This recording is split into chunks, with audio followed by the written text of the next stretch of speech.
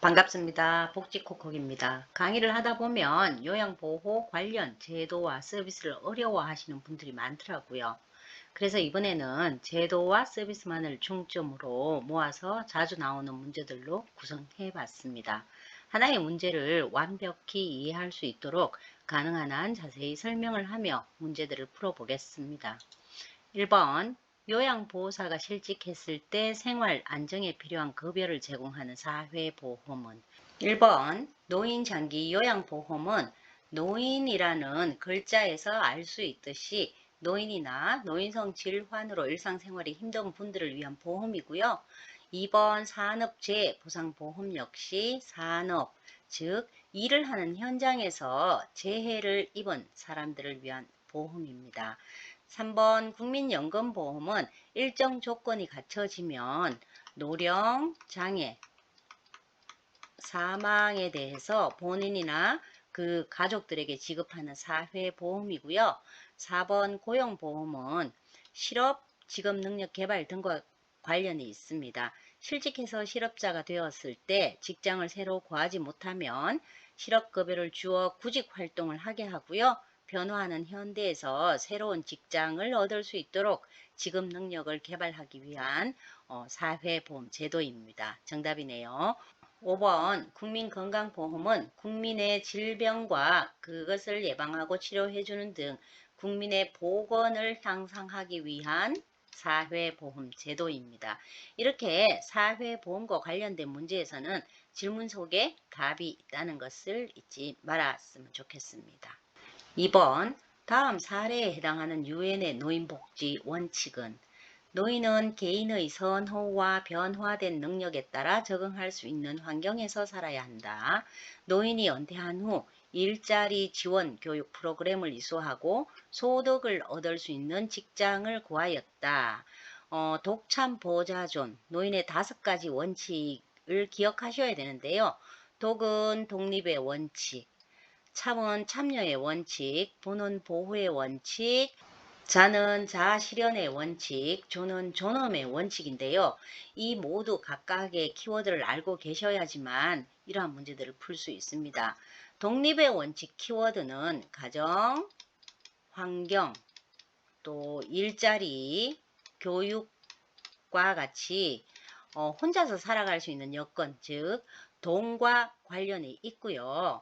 참여의 원칙은 자신이 가진 지식과 기술을 젊은 세대와 공유를 하고 그 다음에 사회운동이라든가 자원봉사 같은 낱말들이 들어갑니다. 보호의 원칙은 보호, 즉 보살핌과 보호, 기본적 인권 등이 키워드로 대부분 보호와 보살핌이라는 글자가 문장 속에 들어가고요.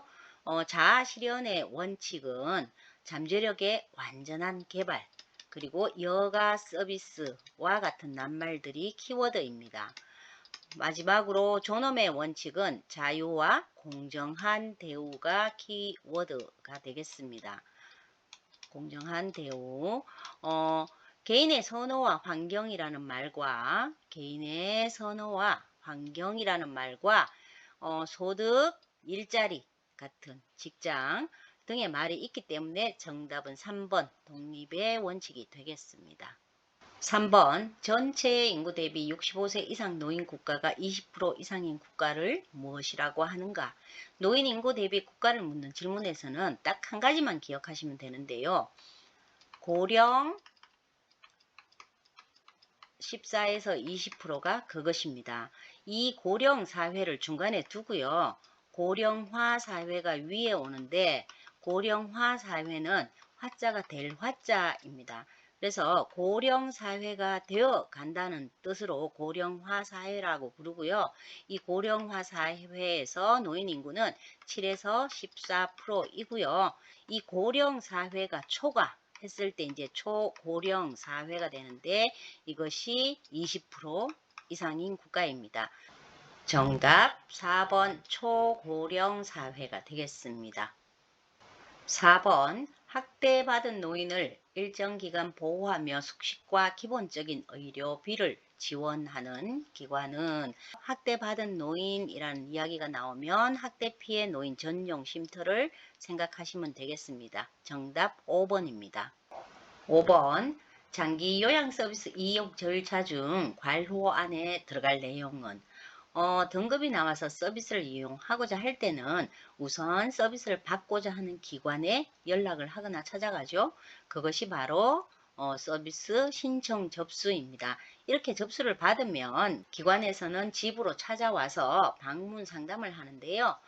이때 어르신의 신체 상태라든가 기능 상태, 그 다음에 질병, 인지 상태, 욕구 등을 포괄적으로 조사를 하고요. 그에 따라서 어떤 서비스를 제공할지 계획을 수립합니다. 이 계획서를 들고 다시 어르신 댁에 찾아가서 이 계획서가 마음에 드는지 욕구는 잘 반영했는지 이렇게 물어보고 수급자나 보호자가 오케이 하면 서비스 이용 계약이 체결이 되는 것이죠. 이때부터 요양보호사 선생님들이 들어가셔서 계획서에 따라서 서비스를 제공하고요. 1년에 한 번 이상 그 다음에 모니터링을 실시를 하는데요. 모니터링을 통해서 서비스를 종료하고 병원이나 다른 기관으로 옮겨 가시게 할지 아니면 본인의 센터에서 서비스를 지속할지를 판단하게 됩니다. 센터에서 만약 서비스를 계속해서 받는다고 할 경우에는 처음으로 다시 돌아가서 방문 상담부터 제공 계획을 새로 수립을 하고요. 그 다음에 다시 재계약을 합니다. 재계약을 하고 그 다음에 또 요양보호사 선생님들이 서비스 제공을 하고 또 1년이 지나서 모니터링을 실시하는 과정이 계약이 해지될 때까지 지속되는 것입니다. 정답 1번 서비스 이용 계약 체결인데요. 계약은 서비스 제공 계획이 나온 뒤에 마음에 들어야 하기 때문에 항상 제공 계획 뒤에 이루어진다는 것을 알고 계시면 좋겠습니다. 6번 거동이 불편한 대상자가 요양보호사에게 고액의 돈을 은행에 입금해 달라고 부탁했을 때 대처 방법은 몸이 불편한 어르신이 개인 심부름을 시켰을 때의 상황이네요. 요양보호사는 어르신이 심부름을 시키면 서비스를 제공해 드려야 하는데요. 문제는 고액의 돈입니다. 이럴 때는 만약의 경우를 대비해서 가족과 동행하거나 가족이 없는 경우라면 센터장과 동행하시는 것이 좋습니다. 정답 5번 대상자의 가족과 함께 가서 입금한다 입니다. 7번 냉장고에 음식이 상한 것을 발견했을 때 요양보호사의 대처 방법은 아무리 상한 음식이거나 불필요해 보이는 물건이라도 대상자에게 허락을 구하지 않고 함부로 요양보호사가 판단해서 버리면 안 되겠죠. 냉장고에 든 상한 음식을 발견했다면 대상자에게 알리고 즉시 폐기합니다. 정답 2번입니다. 8번 수급자의 일상생활, 신체활동 지원에 필요한 복지용구를 제공하는 장기요양급여는 크게 시설급여와 재가급여로 나뉘는데요. 우선 시설급여는 노인요양시설과 노인요양 공동생활가정이 있습니다. 장기요양제도는 아픈 사람들이 받는 서비스이기 때문에 시설급여에서는 반드시 요양이라는 글자가 들어가는데 노인요양시설은 10인 이상 그리고 거루폼이라고도 부르는 노인요양 공동생활가정은 9명까지 함께 모여서 생활하는 공간이기 때문에 가족과 같은 분위기가 조성이 되고요. 그리고 재가급여는 방문요양, 방문목욕, 방문간호, 주야간보호, 단기보호, 기타 재가급여로 나뉘는데 요양, 목욕, 간호는 요양보호사들이 수급자의 가정을 방문하여서 서비스를 제공하는 것이고요. 주야간보호나 단기보호는 수급자가 그 기관에 가서 서비스를 제공받는 형태로 이루어져 있습니다. 그리고 기타 재가급여는 수급자의 일상생활, 신체활동 지원 및 인지 기능의 유지, 향상에 필요한 용구를 제공하거나 가정을 방문해서 재활에 관한 지원 등을 제공하는 장기요양급여로서 대통령령으로 정하는 것인데요. 현재 우리나라에서는 대통령령으로 정해진 것이 복지연구밖에 없습니다. 복지연구를 제공한다라는 말이 있네요. 그래서 정답은 5번 기타 재가 급여가 되겠습니다. 9번 장기요양 등급 판정 대상자에게 발급하는 장기요양 인정서에 포함되는 내용으로 옳은 것은 등급이 나오면 공단에서 세 종류의 서류를 주는데요. 첫째는 장기요양 인정서이고 두 번째는 개인별 장기요양 이용 계획서, 마지막으로 복지연구 급여 확인서를 주는데 교재에서는 장기요양 인정서와 개인별 장기요양 이용 계획서에 대한 내용만 다루기 때문에 이 두 가지 서류를 실제 서류와 비교해 가면서 공부를 한번 해보겠습니다. 화면이 실제 서류 두 가지인데요. 우선 장기요양 인정서와 개인별 장기요양 이용 계획서 모두에 성명과 생년월일 또 장기요양 등급 유효기간 등이 들어가고요. 인정 유효기간 등이 들어가고요. 그리고 장기요양 인정서에는 인정번호와 함께 여기 인정번호와 함께 장기요양 급여의 종류 및 내용이 들어갑니다. 여기에서 급여의 종류는 재가 급여로 표시되어 있습니다. 그 다음에 인정서에 들어가는 것이 수급자 안내사항인데요. 수급자가 장기요양 급여를 받기 위해서는 장기요양 기관에 장기요양 인정서를 제시해야 합니다. 그 다음에 또 월 한도액 범위 내에서 이용이 가능하고 이를 초과하는 비용 및 비급여 비용은 본인이 전액 부담합니다. 그 다음에 장기요양 보험료를 6회 이상 납부하지 아니하면 장기요양 급여를 받을 수 없습니다와 같이 장기요양 제도의 전반에 관한 대략적인 내용이 안내되어 있습니다. 그리고 개인별 장기요양 이용 계획서에는 재가를 이용할지 시설을 이용할지가 기록되어 있는데요. 여기 지워진 부분에 뭐 15% 내지는 뭐 6%, 9% 이런 것들이 써 있을 거예요. 0%. 그렇기 때문에 이분 같은 경우에는 재가 서비스를 이용하는 대상자라는 것을 알 수 있고요. 시설 이용을 원하는 수급자에게는 아래 요 시설란 옆에 몇 프로라는 것이 기록되어 있습니다. 또 등급에 따라서 여기 등급에 따라서 이용할 수 있는 월 한도액이 기록되고요. 그리고 개인별 장기 요양 이용 계획서에서 제일 중요하다고 할 수 있는 필요한 서비스 내용이 매우 자세하게 기록되어 있는데요. 신체 활동에서 개인 위생 관리와 잔존 기능을 향상하기 위해서 옷 갈아입기 도움, 세면 도구를 준비, 그리고 세면 도움 등 도움 위주로 적혀 있는 것을 보니 대상자의 상태가 아주 나쁜 것 같지는 않고 조금만 도움을 주어도 일상생활 수행이 가능한 어르신인 것이라는 것을 기관에서는 파악할 수가 있습니다. 그 외에 인지활동 지원 영역을 보면 인지기능 악화 예방 활동을 하는데 인지활동형 프로그램을 제외하라고 했습니다. 그렇기 때문에 이분은 치매가 없다라는 것을 기관에서 알 수 있고요. 개인활동 지원 역시 보면 동행, 산책 동행에서도 도움만 간단히 주라고 되어 있습니다. 그리고 수급자의 희망급여가 방문 요양이라고 기록되어 있는 것을 볼 때 등급 신청 시에 보호자나 수급자가 재가급여를 원액 쓸 확률이 높고요. 급여 종류는 방문 요양 서비스, 방문 목욕 서비스를 모두 이용을 하는데 방문 요양 서비스는 주 5회 180분 이상, 방문 목욕은 월 2회 이용하도록 되어 있습니다.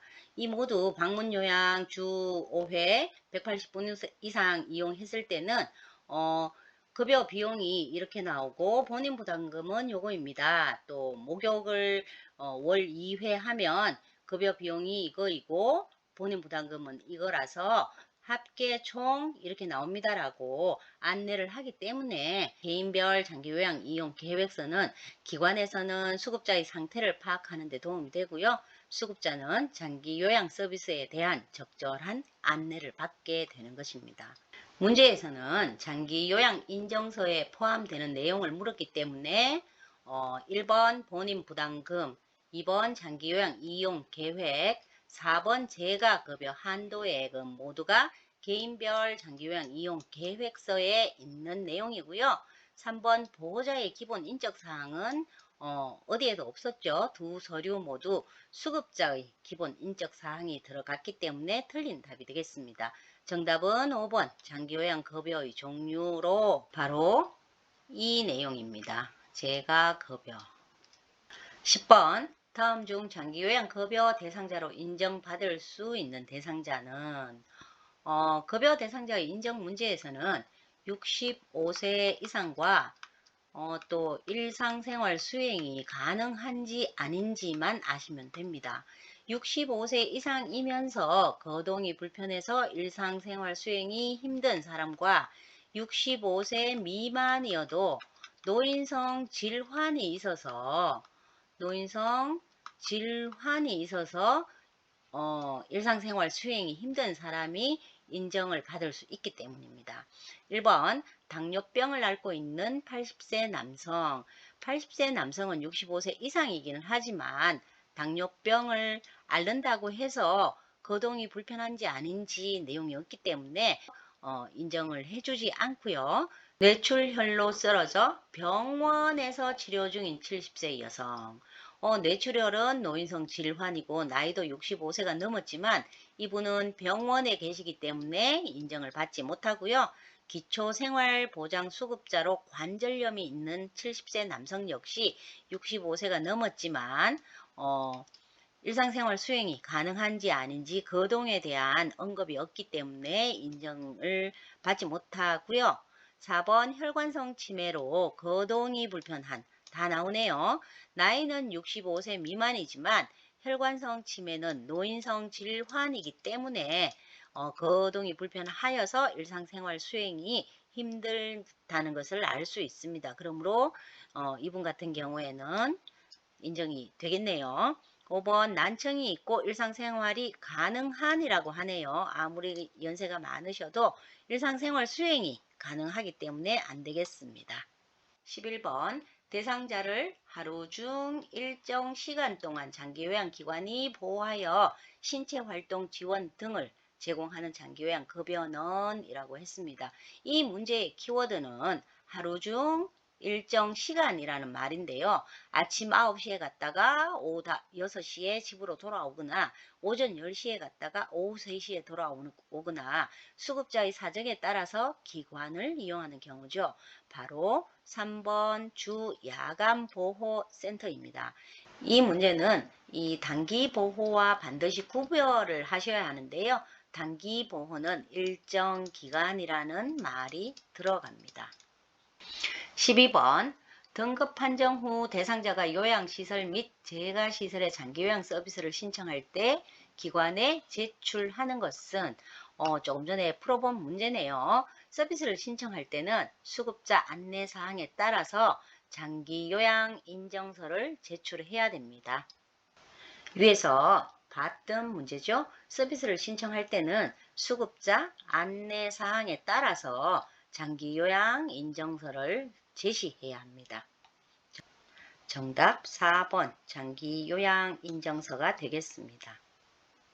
13번 대상자의 식사, 배설, 수면 등을 해결하는 매슬로우의 욕구 단계는 매슬로우의 욕구 중 가장 아래에 있는 욕구를 말하죠. 이 욕구는 인간의 가장 기본적인 욕구로 요양보호사들은 어르신들의 이 욕구부터 해결해 주어야 합니다. 이 욕구는 생리적인 욕구인데요. 식사와 배설, 수면 등 인간이라면 가장 먼저 원하는 욕구입니다. 정답 2번 생리적 욕구입니다. 14번 혼자 사는 대상자의 일상적인 업무 지원 방법으로 옳은 것은 어렵지 않은 문제죠. 장기요양 서비스는 대상자만을 위한 내용이어야 하는데요. 1번 대상자의 집에 방문한 손자를 목욕시킨다. 안 되죠. 2번 외출 동행 시 요양보호사의 차량을 이용한다. 역시 안 됩니다. 이 개인 차량을 이용하는 것은 매우 위험한데요. 특히나 요양보호사의 개인 차량으로 서비스를 제공하다가 사고가 나면 모두 요양보호사의 책임이기 때문에 절대 해서는 안 되겠습니다. 3번 애완견을 데리고 산책시킨다. 역시 수급자를 위한 그러한 서비스가 아니겠습니다. 4번 진료를 위해 보건소에 동행한다. 정답이겠네요. 어르신이 진료를 받기 위해 나서면 동행하면서 낙상이나 기타 진료에 필요한 도움을 제공해 드려야 합니다. 5번 가족의 생일 잔치 음식을 만든다. 당연히 안 되겠죠. 15번 장기 요양 인정 점수가 61점이며 일상생활에서 부분적으로 다른 사람의 도움이 필요한 대상자의 등급은 이 문제는 인정점수와 상태 모두를 알고 계셔야 하겠네요. 인정점수는 우선에 95점, 75점, 60점, 51점, 45점을 외워 두셔야 하고요. 95점 이상은 1등급, 그 다음에 75에서 95점 사이는 2등급, 60점에서 75점 사이는 3등급, 51점에서 60점 사이는 4등급, 그 다음에 45점에서 51점 사이는 5등급이고요. 45점 미만은 인지지원 등급이 되겠습니다. 그리고 상태는 이분이 일을 굉장히 잘 하시는가 봐요. 전 상부에서 일을 많이 시켜요를 외워두시면 이 상태, 등급에 따른 상태를 전부 다 기억하실 수가 있는데요. 저는 전적으로 1등급, 상은 상당 부분 2등급, 그리고 부는 부분적으로 3등급, 이런 일정 부분 4등급이라고 외워두시면 되겠습니다. 여기에서 부분적으로 나왔기 때문에 3등급이죠. 그 다음에 점수도 61점이니까 60에서 75 사이 3등급. 정답 3등급이 되겠습니다. 16번 요양보호사가 요양시설에서 서비스를 제공할 때 준수해야 할 사항은 요양보호 서비스 제공 원칙에 대한 문제네요. 1번 시설에 적응될 때까지 혼자서 지내도록 한다. 혼자 두시면 안 되겠죠. 서비스를 하는 시간 동안에는 어르신과 항상 같이 계셔야 합니다. 2번 예기치 못한 사고는 요양보호사가 신속하게 처리한다. 절대 안 되죠. 사고가 일어나면 당연히 기관장이나 관리자에게 빨리 보고해야 합니다. 3번 바람직하지 않은 생활 습관은 입소 초기에 바꾼다. 안 되죠. 대상자의 성격이나 습관, 선호하는 서비스 등을 서비스 제공 개시 전에 반드시 확인을 해야 하고요. 특별히 싫어하는 행동을 해서는 안 됩니다. 4번 동기를 유발하여 잠재 능력을 최대한 발휘하게 한다. 이것이 정답 되겠네요. 대상자가 가능한 한 자립 생활을 할 수 있도록 대상자의 능력을 최대한 활용하면서 서비스를 제공합니다. 5번 전문가의 의견을 우선으로 하여 서비스 내용을 결정한다. 안 되죠. 대상자의 의견이 우선되어야 합니다. 정답 4번입니다. 17번 다음 중 요양보호사가 제공하는 업무로 옳은 것은 어렵지 않은 문제네요. 법인, 욕창관리, 유치도뇨관 삽입, 관장 등은 모두 간호처치에 해당해서 간호사가 해야 되는데요. 만약에 이러한 일들을 요양보호사가 하면 의료법 위반이 되겠죠. 그래서 정답은 2번 경구약 복용 돕기인데요. 경구약이란 입으로 먹는 약으로 정제, 캡슐제, 과립제, 액제, 환제 등이 있고요.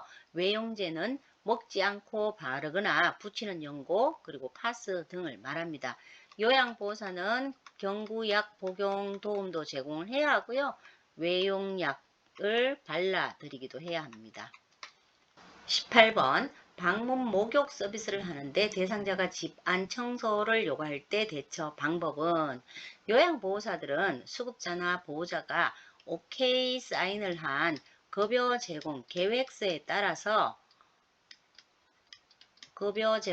계획서에 따라서 서비스를 제공해야 합니다. 급여 제공 계획서에 방문 목욕을 하도록 급여 내용을 기록하고 있다면 그날은 방문 목욕만을 해야죠. 만약 이러한 급여 내용에 없는 요구를 할 때에는 급여 내용에 없는 서비스라며 정중히 거절할 수 있어야겠습니다. 정답 5번입니다. 19번 제가 대상자가 가족과 함께 나들이를 간다며 다음 주로 방문 시간 변경을 요청할 때 대처 방법은 정답 1번이죠. 예, 흔히 있을 수 있는 일인데 이런 경우에는 시설장에게 보고하고 시간을 조정해 드립니다. 20번 다음 설명에 해당하는 요양보호사의 역할은 신체활동 지원 서비스나 일상생활 지원 서비스 등을 제공하는 것에 그치지 않고 대상자가 능력을 최대한 발휘하도록 지지하는 것은 3번 동기 유발자의 역할이죠. 요양보호사 역할에는 관찰자, 숙련된 수발자, 말벗과 상담자, 정보 전달자, 옹호자, 그리고 동기 유발자가 있는데 이 중에 능력을 최대한 발휘할수록 지지하는 것은 동기 유발자입니다. 정답 3번입니다. 이상 요양보호 관련 제도 및 서비스와 관련한 문제풀이였습니다. 감사합니다. 복지콕콕이었습니다.